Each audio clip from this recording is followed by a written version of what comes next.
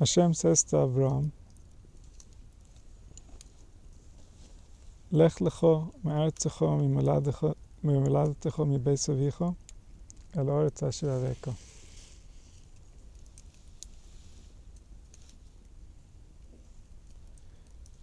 This is the first instruction that's going to build what we now call Klal Yisrael, what we now know as the nation that we belong to. This is where it really starts. And so this drive within Avram to go look for something else, to go do something else, is the beginning of a journey that shaped human history in more ways than we can imagine. Spiritually, in the worlds that are invisible, and the energies and vibrations that create life, and also physically on the external plane, where we can perceive with the senses.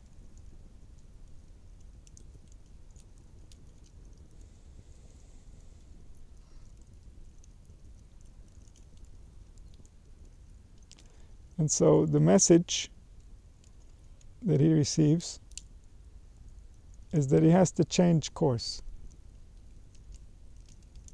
The way that he was searching, although it was very impressive to the one who sees all, to the design of the universe, the universe has been designed in a specific fashion where when we interact with it, it's going to interact with us exactly like we believe, based on the parameters of life that were created. Everybody is playing by the same rules, and yet those who understand the rules, it's almost like they don't have any rules, because those are the rules. That if you know, if you're aligned, then what you want is right. If there's a misalignment, if the spirit becomes an enemy, then suddenly everything it wants is wrong. And the universe was designed to know. Not only was it designed to know in the collective, but also on the individual level. When we interact with people, consciously and unconsciously, we're detecting all kinds of things in their behavior. The spirit is constantly calculating what's happening and what's the interaction that's taking place. Am I gaining or am I losing? Am I being comforted or am I being attacked? And so this is a constant interaction that happens everywhere within nature. Nature knows. Reality knows. The spirit knows. The source knows. The intelligence knows. Just because it does, because this is the way nature was designed. Everything was designed to be very transparent, very simple, very safe. But when it goes wrong, then suddenly the spirit is getting all kinds of messages. Suddenly it doesn't feel so safe anymore. So nature is constantly interacting with the spirit the way the spirit is interacting with nature. So Avraham Avinu was searching sincerely, so finally he received direction. You have to change course. And where should you go? It says, Lech, go. Where should you go? Lecha, to you. Go to you. So what are you going to think is you? Oh, I should come to me. I should come to what I'm used to. I should come to what feels comfortable. To what I've been doing all my life. Is that me? Is that the me I should be coming to? No. For that you have to leave all of that. leave your culture, leave your comforts, leave what you've been used to. What does it mean, leave? It means reevaluate. Leave doesn't mean drop it. It means look at it again and see what's really going on. Don't adopt it simply because it was there first. That's not a good reason. Because if that was a good reason, then everybody would be right. And there's a lot of problems. Everybody is not right. And so leave, meaning look, reevaluate. Imagine you were born anywhere else. What would you think? Imagine you've never seen a human being and you see human beings for the first time. What would you think? Because just because you've received a belief that is true doesn't mean that you're understanding it in a way that is true. And the way you understand it is what's going to drive your life. And so the message is, you have to leave everything. You have to look at everything fresh. It has to become real to you. The yesod, the basis of your belief, has to be real to you. Otherwise, in a time of crisis, there's not going to be what to lean on.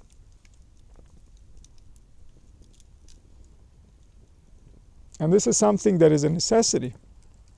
This is something that the nervous system requires. We can distract ourselves, but we can never really find peace unless we've reevaluated everything and we've made sure that what we are doing is right and is cleared by our conscience. It's cleared by what we really believe a human being is and should be, not based on what we've seen, but based on what our instincts told us. Based on what we knew was right before we started doing what everybody else is doing.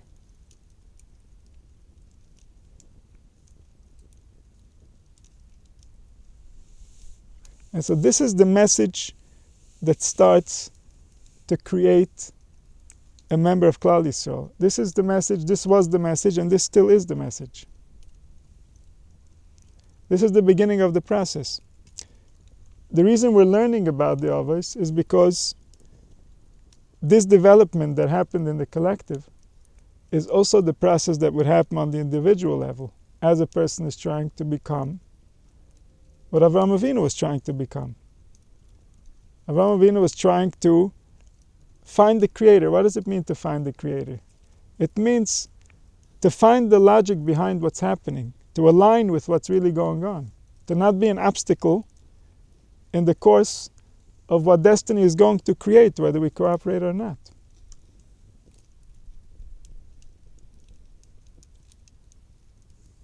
And so Avraham Avinu was looking for answers, and therefore he got answers. But the answers were, leave everything you know, and where are you going? El Oretz Asher Areko, the place that I will not define. There's no definition for this place that I'm going to take you. It's the place that I'm going to show you. When you're there, you'll see. If you're not there, no words will help you.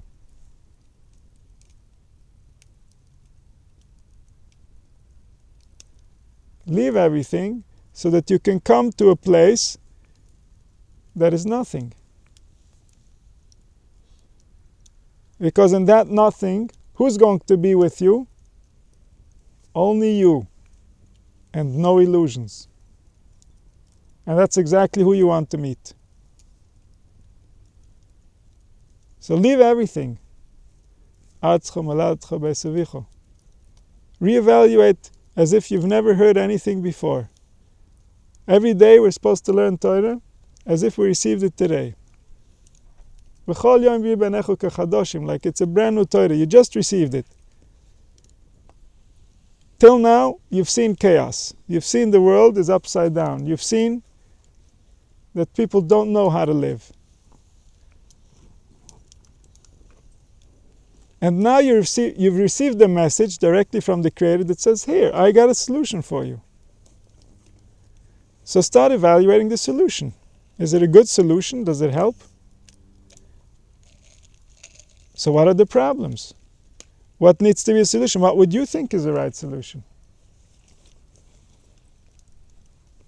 Only then can we start aligning with the real intention of what's being given over.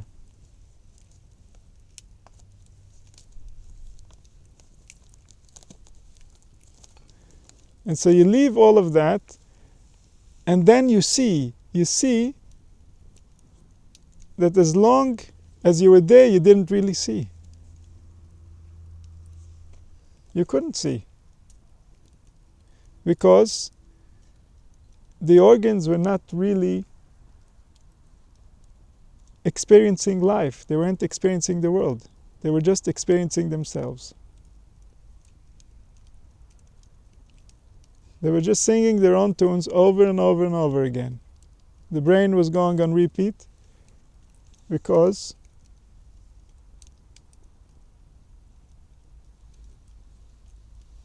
they were trying to tune out life. Because life was too offensive, life was too difficult. Life didn't seem like it could make any sense. And that's the last thing the intelligence wants to see.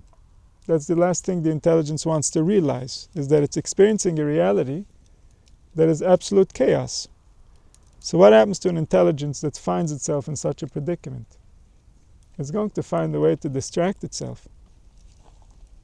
It's going to find a way to make itself not so intelligent, so that it doesn't experience that type of exposure, that type of annihilation.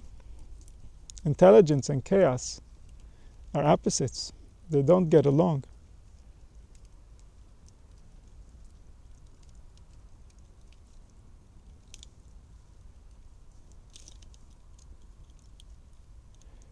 So HaKadosh Baruch Hu says to Avram, it's Avram, right, before his name became Avram, because he wasn't yet who he was going to be. But he was going to be something. And what was driving him? What was the midah of Avram? The midah of chesed, kindness. Meaning,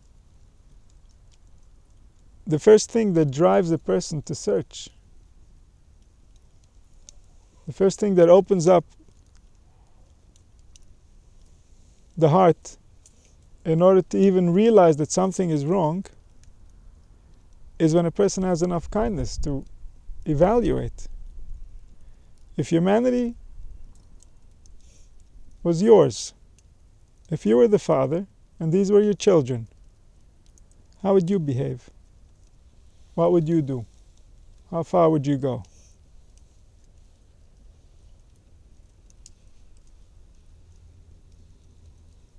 And if there's a gap, if the Creator seems to be a worse father than you would be, then something is not right.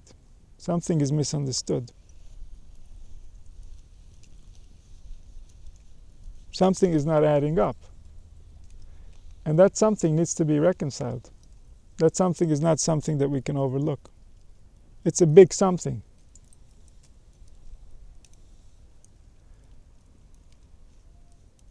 And so we have to take a closer look and see, where is really the suffering coming from? How is this happening?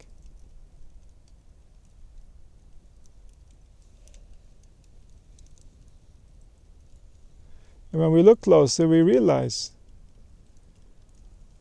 everyone is copying everyone. Nobody's actually looking. Nobody's home.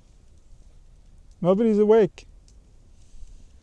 Nobody's watching to see that the culture is actually accurate. Everyone's just copying. As long as they fit in, they feel safe. Everybody's doing it. If everybody's doing it, it's got to be right. But everybody doing it doesn't tell us at all what everybody's thinking, what they're feeling, what's really happening in their life, the doing is not really what's going to take them anywhere. And so there's no safety in that. By doing what everybody's doing, you're actually not even going to end up where everybody's going to end up. You're going to end up on your own trip. And that's where you're going to go, based on what you believed while you did it.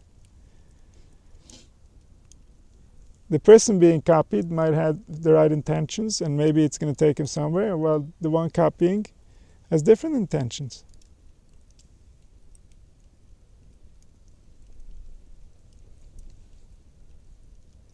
And so if the undefinable is not involved in everything that's being defined, if we're forgetting who we're trying to awaken,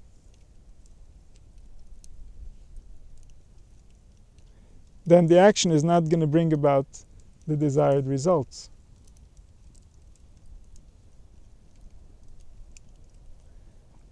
So this is the first message. If you want to be kind, if you want to be like Avram, don't think like everybody else. Everybody else is not kind enough. If you're going to think like everybody else, then you're not going to realize the ways of the Creator. We're not there yet.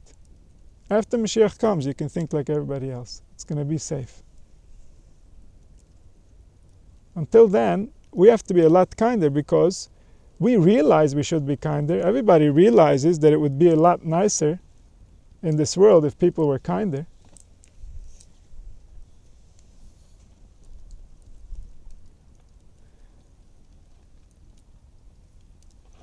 But if we allow ourselves to simply be like everybody, then we're not really being ourselves.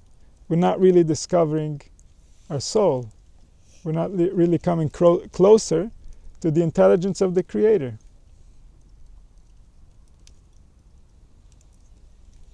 The intelligence of the Creator is absolute kindness.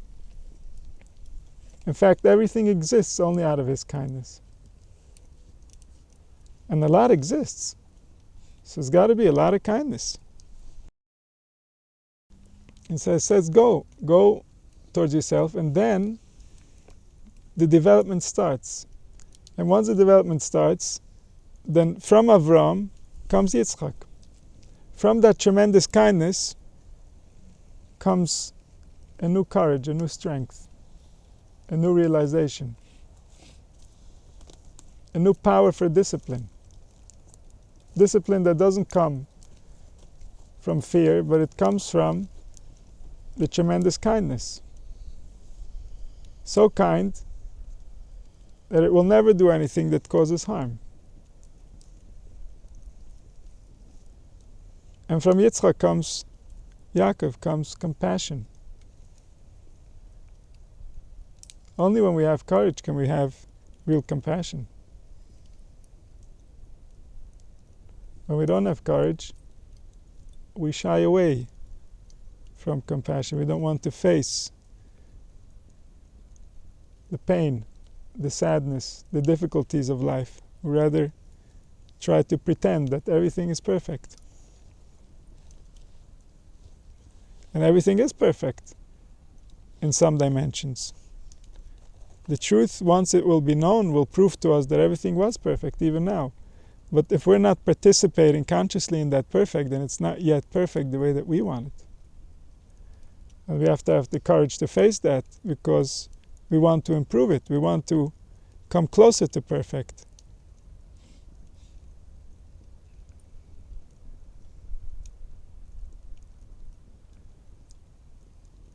And so if we gain courage, we gain compassion, and then it continues. Everything that happens to Klal Yisrael, says the Baal Shem Tov, why do we need to know the story? It happened. We're not going to shed tears over things that happened thousands of years ago, but no. This is what became the formula of the Spirit. The way the collective played out is how every single individual plays out. Every single one is a microcosm of the collective. And so this is the formula that we're carrying. This is our formula. This is how we can become we can become members of the tribe that we originally were.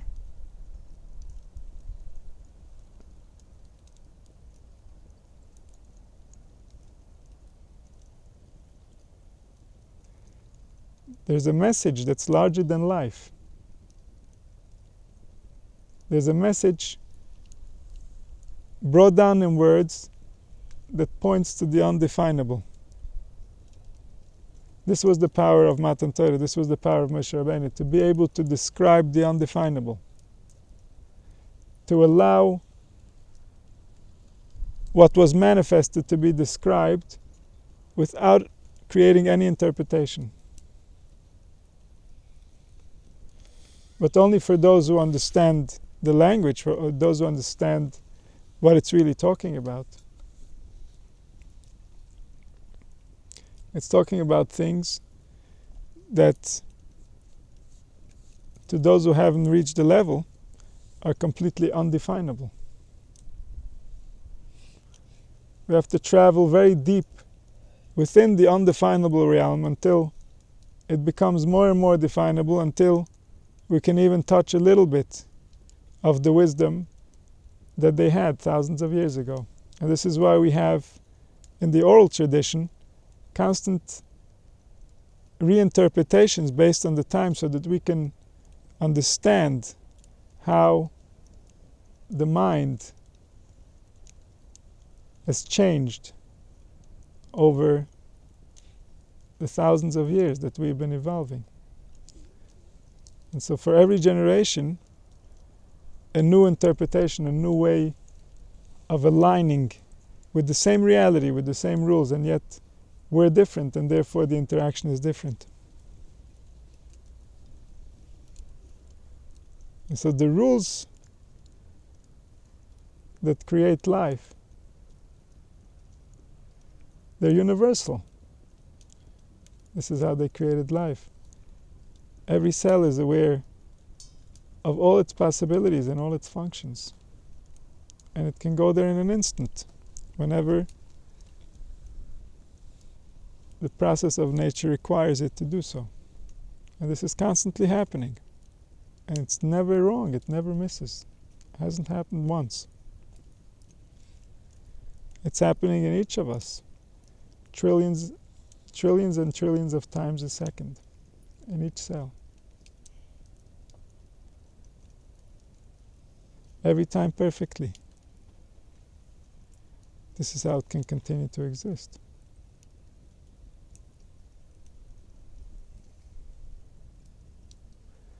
And so when humanity started defining things, when cultures started growing and people started to create images within the undefinable, create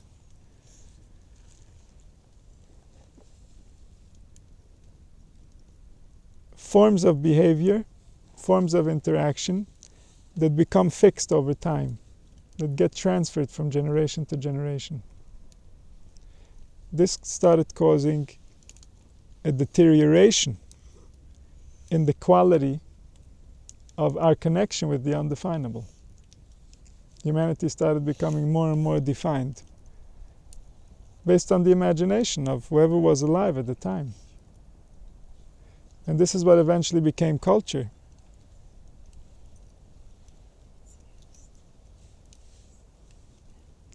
And so culture defines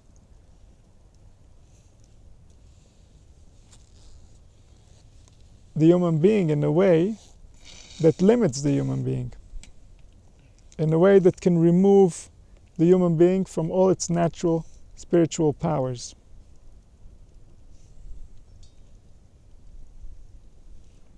Because the spiritual powers are a function that is available to the life force as long as it knows how to tune in to those frequencies.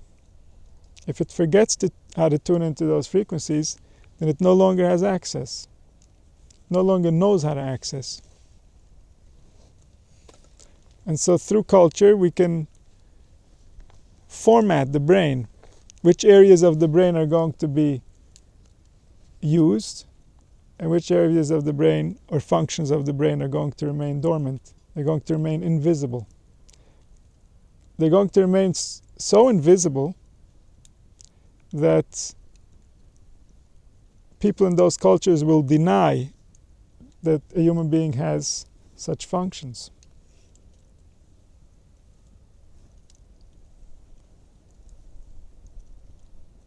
And so many functions that were available to the ancient people are not available to us.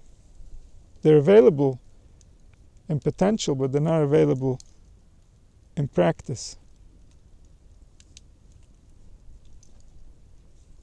And this includes the power that Avram Avinu used to figure out the truth, the power of prophecy.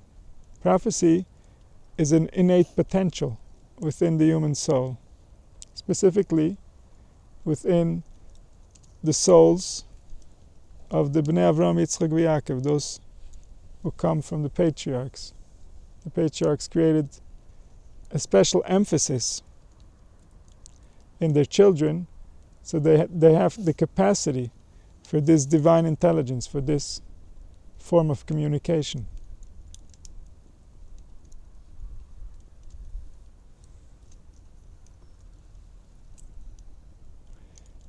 Through prophecy, humanity could know with certainty when it is aligned with the divine will and when it is offending the divine will. Prophecy is the only certain way of knowing. A human being could be in a very high level spiritually and therefore have many followers, and yet if there's no prophecy, we can't know which forces are being channeled through his messages. What's really the source of the information? Prophecy is the only way to know.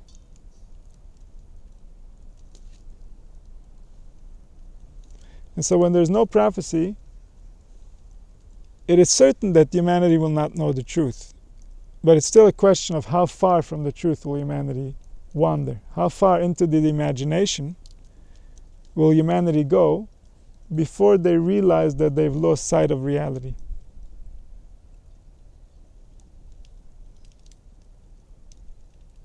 And the more humanity is distracted, the more we lose our capacity to focus and to hold our attention on the important subjects, the more likely that no one will realize that we're losing track of reality. Imagination will seem as real as reality itself to most people.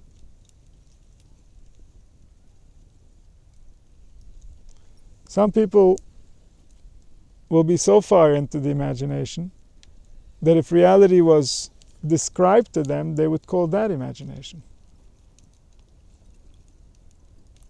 They really can't tell the difference. They only believe in what they're used to. So when they say something that they've heard before, the brain agrees, and therefore that's proof that it's true. When they say something they've never heard, the brain disagrees, and therefore it's proof that it's not true.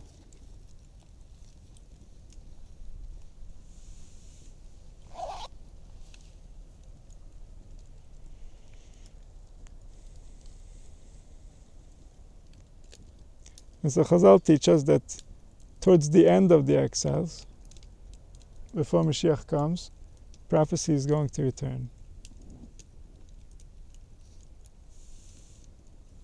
Prophecy is the capacity to ask a human heart a question and get a real answer. That's all it really boils down to. But unfortunately, because of everything that we've been through, there's no human like that. We can get different levels of truth, but we can't get the absolute truth. There's no human that knows the absolute truth in order to represent it. One who knows the absolute truth will be able to explain to us our history in a way that makes perfect sense. It will be able to explain to us our customs and our rituals in a way that makes perfect sense.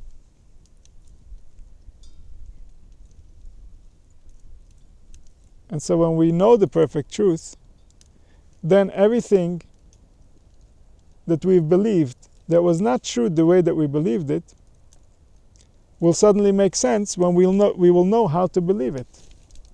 And we will understand what's really behind the words. What were we really trying to say when we said those words in the first place?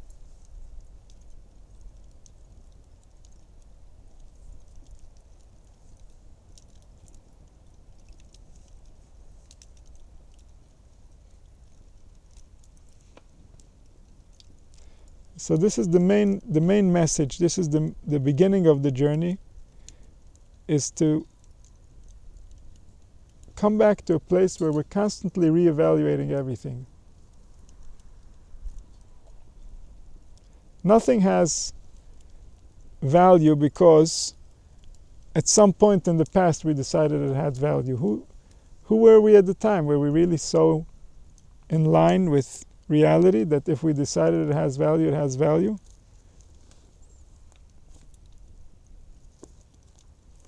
Maybe now we wouldn't think it has value at all. And as we experience more, we realize how important it is to only spend our energy where there's value. Our energy has infinite value, has infinite potential. So we don't want to waste it on things that have no value.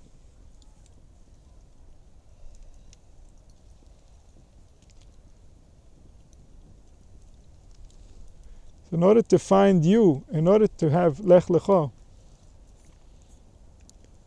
you have to leave all your commitments to things that you don't understand and reevaluate. The truth is still true. But if you believe it and you misunderstand it, then that's not being aligned with the truth. To reevaluate means to re-understand. Even the same words that we know are true, to look at them, to re-understand them. If they don't sit well with our inner nature, then we haven't understood them, or they're not real. So if the source is reliable, then we haven't understood them. If the source is not reliable, then it's simply not real.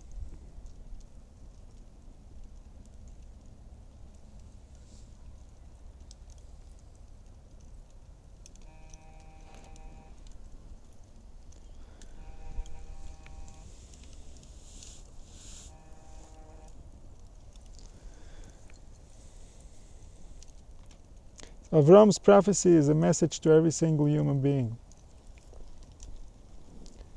This message is broadcast within our nature to anybody who will tune in. This message is the beginning of every journey. Everyone who has gone to look for themselves had to, on some level, receive this message, consciously or unconsciously. And this message takes us from the beginning, from a place where we are still completely disconnected from anything real, and it keeps driving us. Even when we've already found so much, this message still applies. If we want to find ourselves, again, we have to leave everything that we found and hold on to the undefinable. The same undefinable that we were holding on to when we knew nothing, that same undefinable one is still guiding us even when we think we know everything already. It's all relative. Relative to what there is to know, we haven't learned nothing.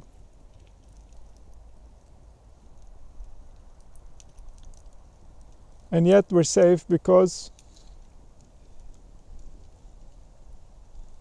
The undefinable keeps us safe. The same one that created us. The one that makes the life force active so that it can do its function.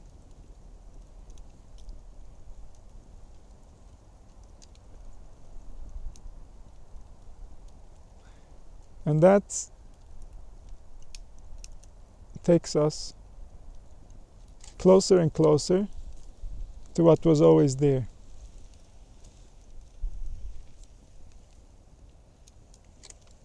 What was always there, but we covered with so many definitions, gets more and more revealed as we hold on to the undefinable. As we hold on to the undefinable, we forget the definitions that we created to cover who we think we are. And that becomes a barrier between us and ourselves. All the definitions become barriers because they cannot contain what's trying to be defined. So may our soul hear this message. May the life force inside of us wake up and search for itself and find itself and recognize itself for what it really is. And may we not get in the way.